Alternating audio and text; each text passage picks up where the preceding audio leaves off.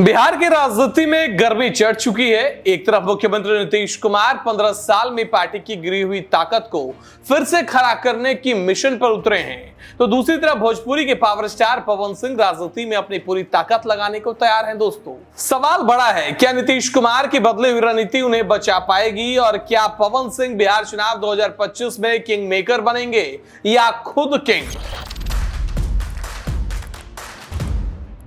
नमस्कार, आप देख रहे हैं हमरा बिहार और मैं हूं आपके साथ धनकर आनंद। आज के हमारे इस वीडियो में आप दो बड़े चेहरों का पॉलिटिकल मूव्स देखेंगे। मुख्यमंत्री नीतीश कुमार और भोजपुरी स्टार पवन सिंह दोनों इस बार विधानसभा चुनाव 2025 में एक्टिव मोड में नजर आ रहे हैं और दोनों की एंट्री से बिहार की सियासत में नया समीकरण बनने वाला है। सबसे पहले बात नीतीश कुमार की। पिछले 15 सालों में जेडीयू 72 सीटें गंवा चुकी है। 2010 में जहां जेडीयू ने 115 सीटें जीती थी, वहीं 2020 आते आते पार्टी केवल 43 सीटों पर सिमट गई, यानी 62% सीटों की कमी।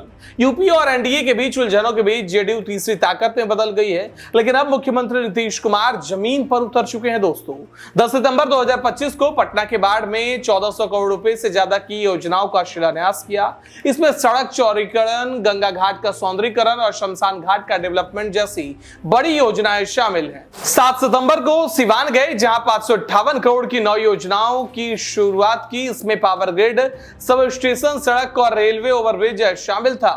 6 सितंबर को भोजपुर और बक्सर में भी एक दिन में 1300 करोड़ से ज्यादा की योजनाएं लॉन्च की। यानी अब पटना से वीडियो कॉन्फ्रेंसिंग नहीं, नीतीश गांव कस्बों के दौरे पर है। जेडीयू महासचिव निहोरा प्रसाद यादव कहते हैं कि नीतीश कुमार का मकसद साफ है, जनता से जुड़ना, छोटे से छोटे लोकल लीडर से मिलना, जनता की डिमांड सुनना और फिर उसे पूरा करना। दरअसल विपक्ष, खासकर तेजस्वी यादव और प्रशांत किशोर नीतीश की सेहत पर सवाल उठा रहे थे।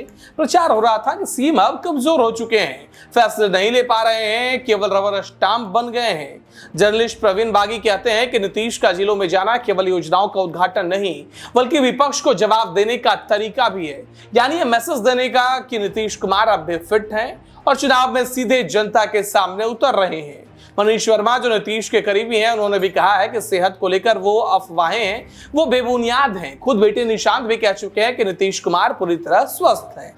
अब बड़ा सवाल यह है कि क्या इस नई रणनीति का चुनाव में असर होगा। पॉलिटिकल एक्सपर्ट अरुण पांडे कहते हैं कि जेडीयू आज तीसरे नंबर की पार्टी है। 2020 में सिर्फ 43 सीटें मिली थी। नीतीश कुमार अब पार्टी को पुरानी ताकत दिलाने की कोशिश कर रहे हैं। यह दौरे कार्यकर्ताओं में जोश भरेंगे और एनडीए को संगठित करेंगे, लेकिन जनता का फैसला चुनाव नतीजे तय करेंगे। अब आते हैं भोजपुरी पावर स्टार पवन सिंह पर। पवन सिंह ने हाल ही में बिजनेस टाइकून अश्लील ग्रोवर के शो राइज एंड फॉल से खुद को अलग कर लिया और मंच से ही कहा, मेरी जनता ही मेरा भगवान है, चुनाव के वक्त मैं उनके बीच रहूंगा। यह बयान साफ इशारा करता है कि पवन सिंह पूरी तरह से 2025 बिहार विधानसभा चुनाव में उतरेंगे। शो के दौरान पवन सिंह ने अपनी जिंदगी के कई राज भी खोले हैं। दोस्तों, उन्होंने अपनी पहली पत्नी को याद करते हुए भावुक लम्हा साझा किया। अक्षरा सिंह को लेकर बिना नाम लिए इशारे की। आखिरी एपिसोड में जब उनकी मां आई, पवन आंखों से आंसू रोक नहीं पाए। उन्होंने कहा कि मां का आशीर्वाद मेरे लिए सबसे बड़ी ताकत है। जनता ने मुझे गायक बनाया, कलाकार बनाया, अब वही मुझे नेता भी बनाएगी। राजनीति में पवन का यह पहला कदम नहीं है। दोस्तों, 2024 लोकसभा चुनाव में उन्होंने काराकाट से निर्दलीय प्रत्याशी के रूप में मैदान में उतरकर खूब चर्चा बटोरी थी। भले ही हार गए, लेकिन उपेंद्र कुशवाहा और सीपीआई-एमएल को कड़ी टक्कर देकर साबित किया कि उनकी पकड़ काराकाट, बक्सर और सासाराम तक मजबूत है। हाल ही में उन्होंने आरा में बीजेपी नेता और पूर्व मंत्री आरके सिंह से मुलाकात की। चर्चा है कि पवन दोबारा बीजेपी में वापसी कर सकते हैं। खास बात यह भी है दोस्तों कि 2024 में उन्हीं आरके सिंह ने उनका टिकट कटवाने की सिफारिश की थी। पवन सिंह की पत्नी ज्योति सिंह भी राजनीति में सक्रिय है। उन्होंने साफ कहा कि बिहार विधानसभा चुनाव जरूर लड़ूंगी। हालांकि दोनों के बीच तलाक का केस चल रहा है, लेकिन ज्योति लोकसभा चुनाव में पति के साथ प्रचार में उतरी थी। हाल ही में उनकी मुलाकात वीआईपी प्रमुख मुकेश सहनी से भी हुई है। दिलचस्प बात यह है कि पवन सिंह ने हाल ही में तेजस्वी यादव की खुलकर तारीफ की थी।